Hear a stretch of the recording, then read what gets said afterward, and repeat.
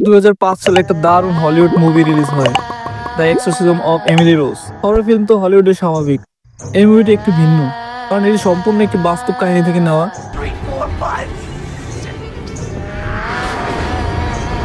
এই কাহিনী ছিল একটি ছোট্ট মেয়েটির নাম অ্যানেসা মিশেল। তার জন্ম 1952 সালে জার্মানির একটি ছোট্ট শহরে। যখন তার বয়স 16 বছর, হঠাৎ স্কুলে বেহুশ হয়ে যায়। তার বন্ধুরা বলে যখন সে বেহুশ ছিল তখন তার অবস্থা খুবই খারাপ ছিল। তখন সে আবল তাবল বলতে থাকে।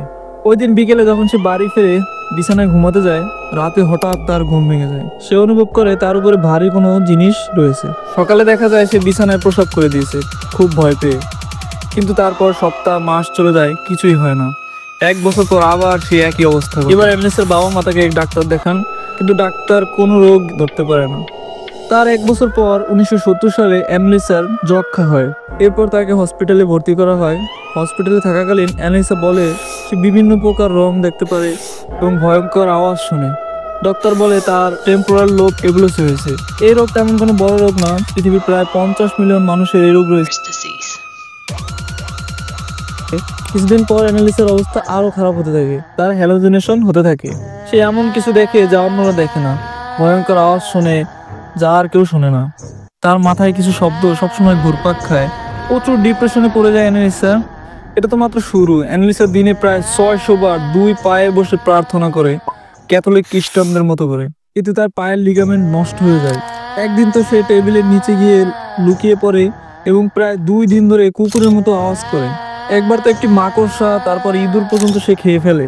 তার মা বাবা তাকে নিয়ে অনেক চিন্তিত হয়, কিন্তু কিছুই বুঝতে পারে না সে কি করবে। ডাক্তারও কিছুই বলতে পারছে না। তখন তারা কবিরাজ দেখায়। বলা হয় অ্যানালিসার শরীরে 6টি শয়তান আছে। এমনকি অ্যানালিসা তাদের মতো আওয়াজও করতে পারতো। এই আওয়াজটি এখন অনলাইনে বিদ্যমান রয়েছে। Ja, ich lache für die anderen leid, damit die nicht in ihre kommen und so. Nein, ihr Klötze! Er war mir Klötze! Oh, und der hat wieder nicht. Die Ruhe! Ruhe gibt's nur da oben! Die müssen in eigenen Seminaren ausgebildet werden, die dürfen nicht auf die anderen. Ich hab mein Bruder schlagen!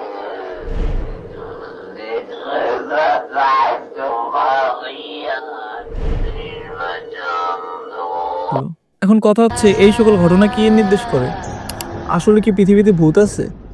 বিজ্ঞান আসলে কি বলে চলুন জেনে আসি। একটি রোগ যার নাম ডিআইডি, এর মূল কারণ হচ্ছে মাল্টিপল পার্সোনালিটি ডিসঅর্ডার। ডিসঅর্ডার নাম তো অনেকেই শুনেছেন। এর মানে হচ্ছে বহুরূপী, বা এক মানুষের ভিতর অনেক মানুষের রূপ বা পার্সোনালিটি। চলুন একটি উদাহরণ দেওয়া যাক। প্রথমত, আপনি আসলে যেমন ঠিক তেমনই।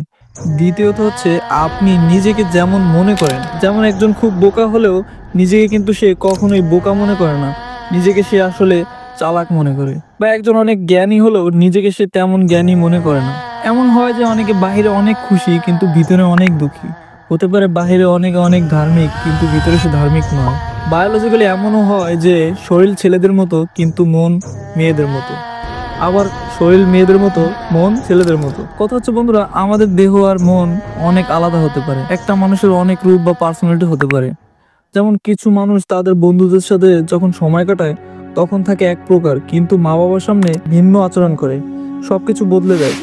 এটা নির্ভর করে কার সাথে কথা বলছেন বা কোন পরিবেশে আপনি আছেন।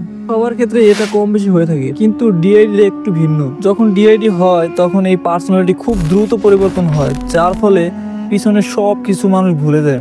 নিজের নাম, ঠিকানা, পরিচয় পুরোপুরি অন্য একটি চরিত্র ধারণ করে নিজের ভিতরে।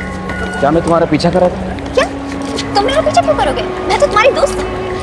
नहीं, मैं तुम्हारा पीछा कर रहा था। এটাকে আশেপাশের মানুষ অন্যভাবে দেখে। সবাই ভাবে যে তার উপরে হয়তো বা ভূত ভর করেছে। যেমন অ্যালেন্সাকে 10 মাসে প্রায় 67 বার কবিরাজের কাছে নেওয়া হয় এবং তাকে ভূত ছাড়ানোর বিভিন্ন প্রক্রিয়ার মধ্য দিয়ে নেওয়া হয়। এরপর হঠাৎ একদিন তার মৃত্যু হয়ে যায়। কিছু লোক বলে তার মৃত্যু শয়তানের আসরের কারণে হয়েছে, কিন্তু অ্যানালিসের মৃত্যু আসলে শয়তানের আসরের কারণে হয়নি বা ভূতে ধরার কারণেও হয়নি। তার মৃত্যু হয়েছিল আসলে ডিহাইড্রেশন বা পানি স্বল্পতার কারণে। তার যখন এই রোগটি হয়েছিল তখন সে পরিপূর্ণভাবে খাবার খায়নি, নিজের খেয়াল রাখেনি। তার ওজন এত কমে গিয়েছিল যে মাত্র 32 কেজি ছিল তার ওজন। তার মৃত্যু নিয়ে যখন সবাই গবেষণা শুরু করে তখন এর আসল কারণ জানা যায়। অ্যানালিসের আসলে 3টি রোগ ছিল। প্রথমটি টেম্পোরাল লোব এপিলেসি, দ্বিতীয়টি হচ্ছে অ্যানালিসা নার্ভোসা। এটা এমন একটা রোগ যে মানুষেরা ভাবে যে তার ওজন দিনে দিনে বেড়ে চলেছে, এজন্য তারা খাবার আস্তে আস্তে কমিয়ে দেয়, যার কারণে তার ওজন দিনে দিনে খুব কমে যায়। 3 নম্বর রোগটি হচ্ছে হাইপার রিলিজিয়াস পার্সোনালিটি ডিসঅর্ডার। এটা এমন একটা অবস্থা তৈরি করে যে একটা মানুষ এমন পর্যায়ে পৌঁছে যায় তার ধর্মকে নিয়ে যে সে সবসময় ভাবতে থাকে যে সে কোনো পাপ করলো কিনা। অ্যানালিসের পরিবার খুবই ধার্মিক ছিল। এখন আপনার মনে প্রশ্ন উঠতে পারে, সকলের কেন এই ডিআইডি রোগ হয় না? কি কারণ আসলে সবার ক্ষেত্রে এটা হয় না কেন? এর মূল কারণ গবেষণায় পাওয়া যায় যে প্রায় 90% ডিআইডিতে ভোগা মানুষ সাধারণত ছোটবেলায় কোনো অঘটনের শিকার হয়। এই অঘটন শারীরিক, মানসিক বা অনেক ধরনের হতে পারে। যে আঘাত আপনার ব্রেনে পড়েছে সেটা কমানোর জন্যই আপনার ব্রেন বিভিন্ন চরিত্রে ভাগ হয়ে যায়। এই কারণে মানুষ গভীর ডিপ্রেশনে পড়ে যায়, এমনকি মদ গাঁজাও সেবন করা শুরু করে দেয়। কিন্তু এটাকে আসলে মানুষ ভূতে ধরা বা শয়তানের আসর হিসেবেও চালিয়ে দেয় অনেক ক্ষেত্রে। তাই আমাদের সকলের সতর্ক হওয়া উচিত। পৃথিবীতে আসলে ভূত প্রেত বলতে কিছুই নেই, বিজ্ঞান এমনটাই মনে করে, কিন্তু কোরআনে আসলে জিনের উল্লেখ আছে। ভিডিওটি যদি ভালো লাগে তাহলে অবশ্যই সাবস্ক্রাইব করবেন এবং লাইক দিয়ে পাশে থাকবেন।